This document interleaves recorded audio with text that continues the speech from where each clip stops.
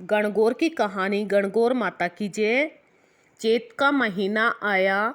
पार्वती जी को भाभी के उजड़ने के लिए पीहर जाना था, तो महादेव जी बोले हम भी तुम्हारे साथ चलेंगे। तो ईसर गोरादे नंदी के साथ निकले।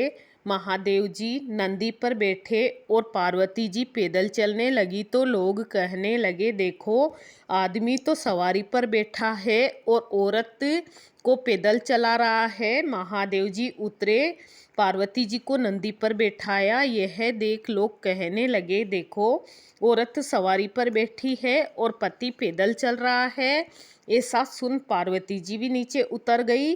दोनों पैदल चलने लगे, साथ में नंदी भी चलने लगा। अब लोग बोलने लगे कि वाहन होते हुए भी दोनों पैदल चल रहे हैं। तो ईसर जी गोरादे दोनों नंदी पर बैठ गए। लोग बोले, देखो छोटे से जीव पर दोनों को दया नहीं आ रही और बैठे हैं। पार्वती जी बोली, भगवान दुनिया कैसी है, नंदी पर बैठने नहीं दे और पैदल चलने नहीं दे।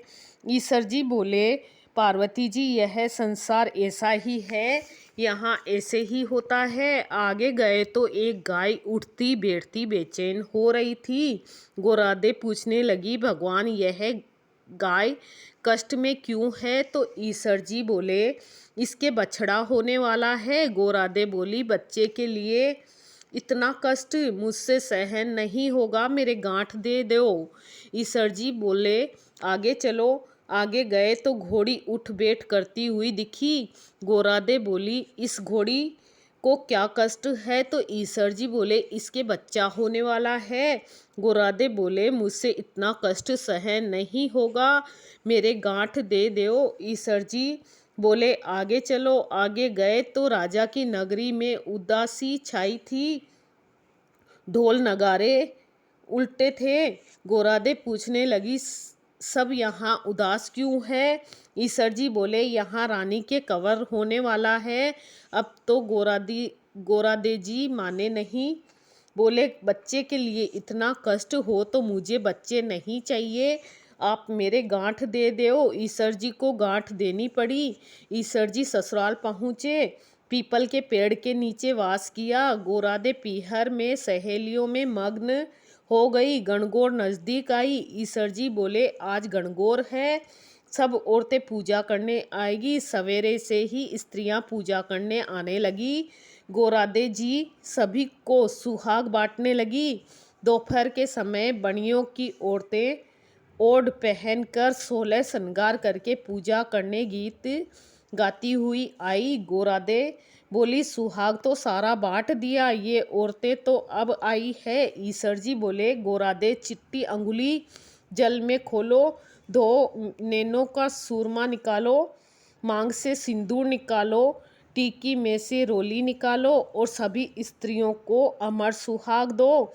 इस वक्त गोरादे जी की मांग का सिंदूर, चिट्टी अंगुली की मेहंदी, टीकों से रोली, आँखों का काजल लेके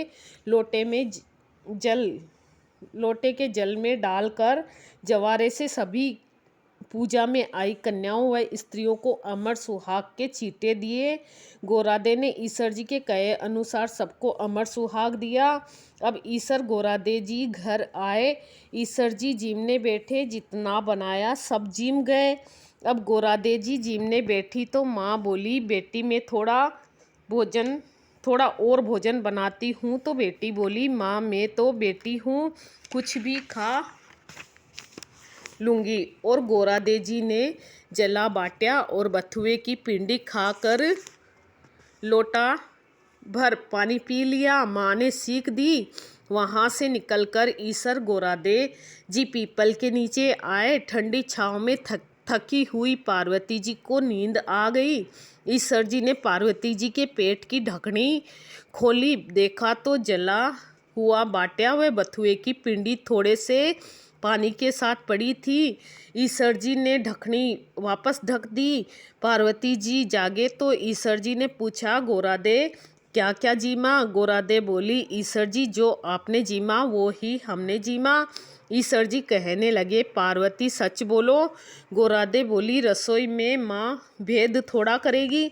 ईसर जी बोले, देखो गोरादे तुम्हारे पेट में जला बाट्या व बथुए की पिंडी के अलावा थोड़ा सा जल है।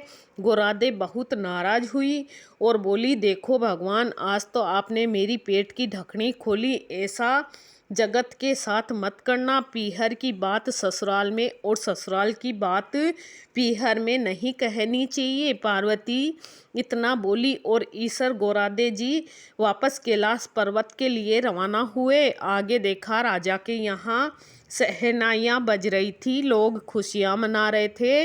रानी बहुत खुश हुई। गोरादे बोली, कुंवर होने पर इतनी खुशी होती है, आप मेरी गांठ कृपा करके खोल दें। ईसर जी बोले, पार्वती, मैंने पहले ही कहा था मेरी गांठ खोले नहीं खुलेगी।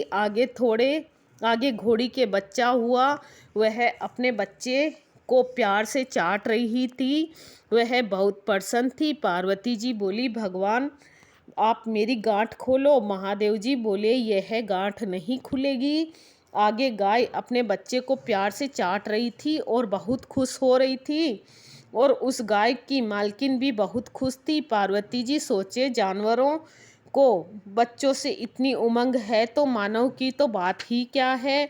और ईसर जी से बोली, भगवान, मेरी गांठ खोलो, नहीं तो मैं आगे नहीं चलूँगी। पर ईसर जी बोले, अब कुछ नहीं हो सकता। थोड़े दिन बीते। पार्वती जी ने अपने मेल का पिंड बनाया और उसमें प्राण फूके। उस बालक की रखवाली रख के पार्वती जी स्नान करने लगी। भगवान आए, बालक ने उसको अंदर नहीं जाने दिया तो भगवान ने पूछा कि तू कौन है। बालक बोला, मैं पार्वती जी पुत्र हूँ, पार्वती पुत्र हूँ। भगवान सोचे, ये पुत्र कहाँ से आया, और त्रिशूल से उस बालक का गला काट दिया। माँ पार्वती आई और देखा, बोली, भगवान, मेरे पुत्र को वापस जीवित करो। तो शिवजी ने गणों को भेजा कि जो कोई स्त्री अपने पुत्र से विमुख होकर पीठ देकर सो रही हो, उसी बच्चे का सिर काट कर ले आओ। गण सभी जगह घूमते घूमते जंगल में पहुँचे। वहाँ एक हाथिनी अपने बच्चे से विमुख होकर सो रही थी। गण उसका सिर काट लाए। भगवान ने उस सिर को बालक के शरीर पर जोड़ दिया और अमृत का छींटा दिया और बोले, दुनिया में सबसे पहले गौरी पुत्र गणेश की पूजा होगी, बाद में दूसरे देवताओं की पूजा होगी।